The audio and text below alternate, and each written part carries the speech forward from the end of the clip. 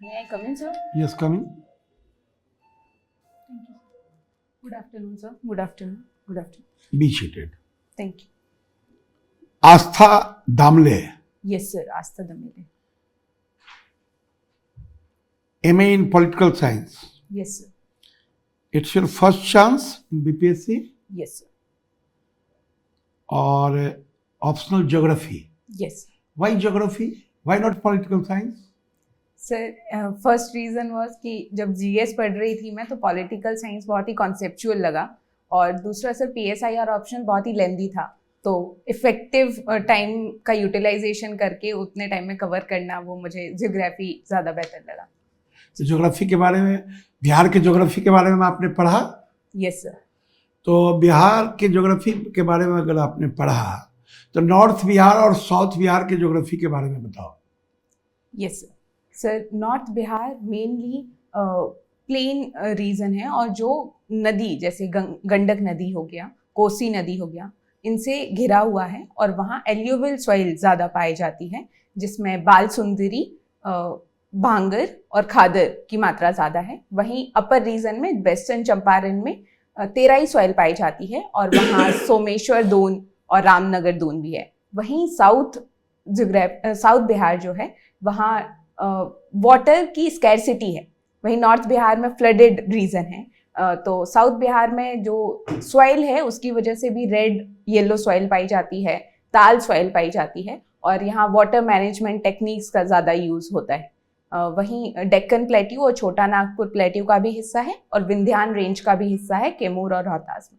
कोसी नदी के बारे में क्या जानती हो? Do you no Kosi river? Yes sir. Sir पहला उसको सौरो ऑफ बंगाल बिहार बोला जाता है. Why sorrow of Bihar? Sir उसके कुछ मुख्य कारण हैं. पहला कारण है कि बहुत ही फ्लक्चुएट होता है उसका कोर्स रिवर का, उसकी वजह से उसमें बहुत, पहला ये रीज़न.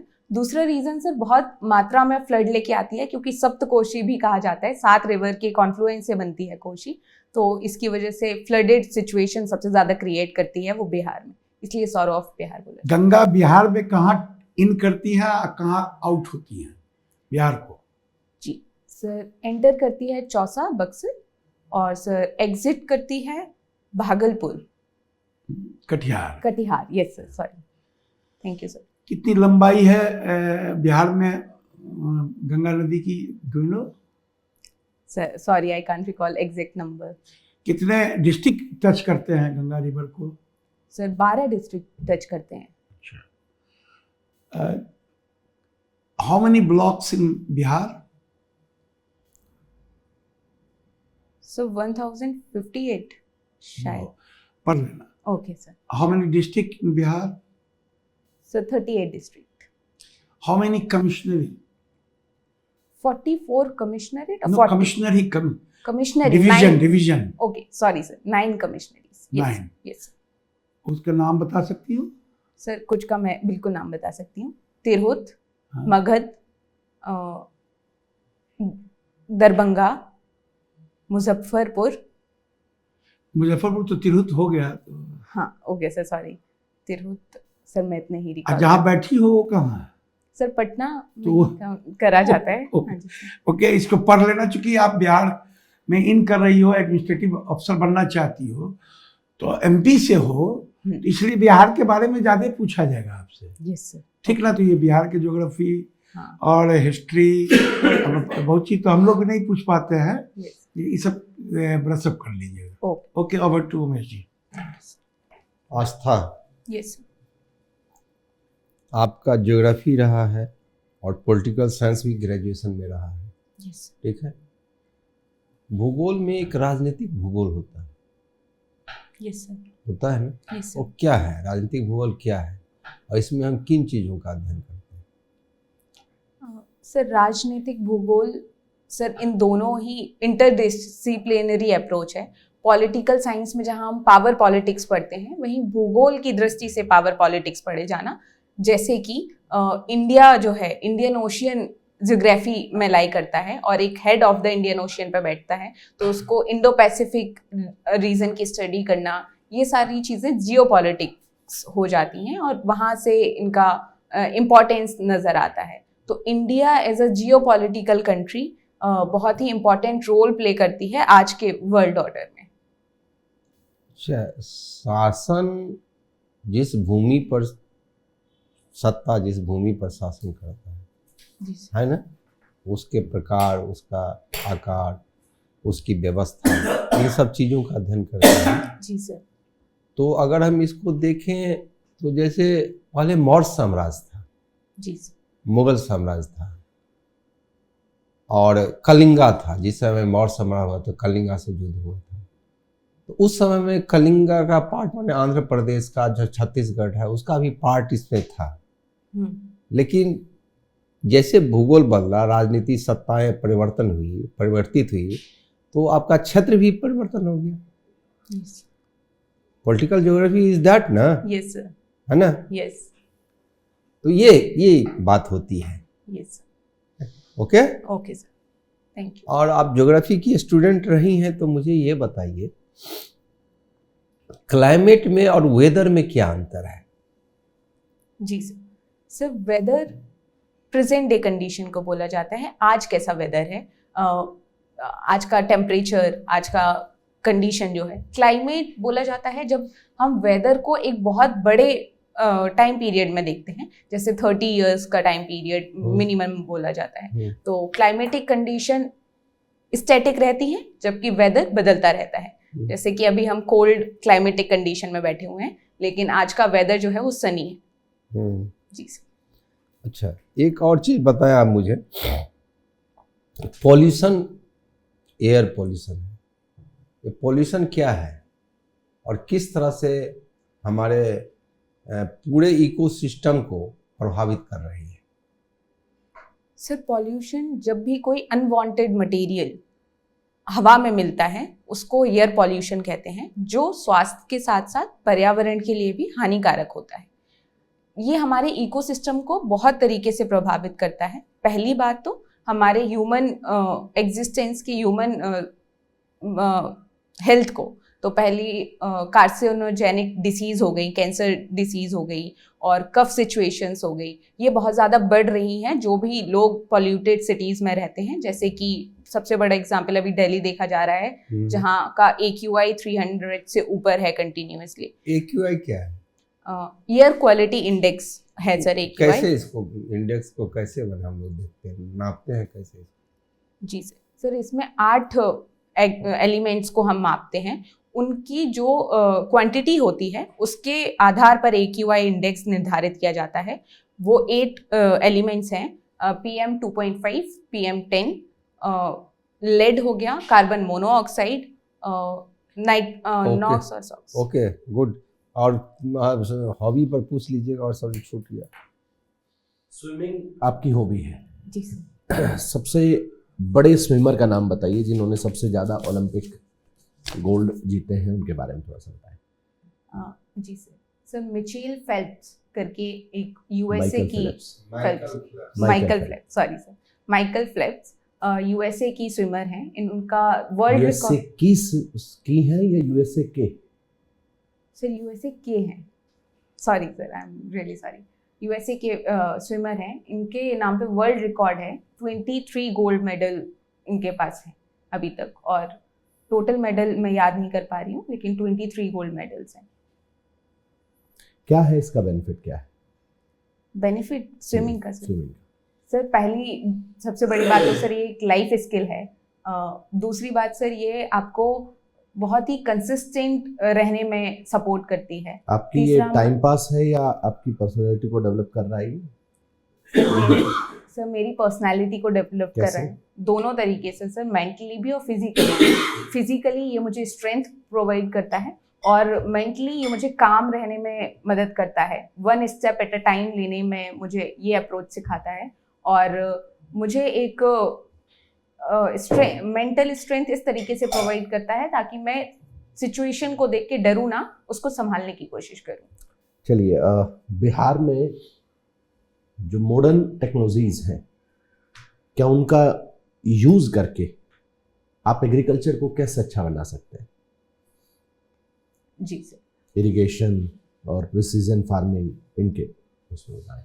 Okay sir. बिहार एक एग्रीकल्चरल लेड इकोनॉमी स्टेट है, तो यहाँ पे हम टेक्नोलॉजी का एग्रीकल्चर में यूज़ कर सकते हैं। पहला प्रिसीजन फार्मिंग जैसे आपने बोला, उसमें ड्रोन टेक्नोलॉजी का यूज़ कर सकते हैं, जिससे कि हम स्प्रिंकलर इरिगेशन भी कर सकते हैं और ये पता लगा सकते हैं कि कहाँ बग इन्फेक्शन है और कहाँ नहीं है।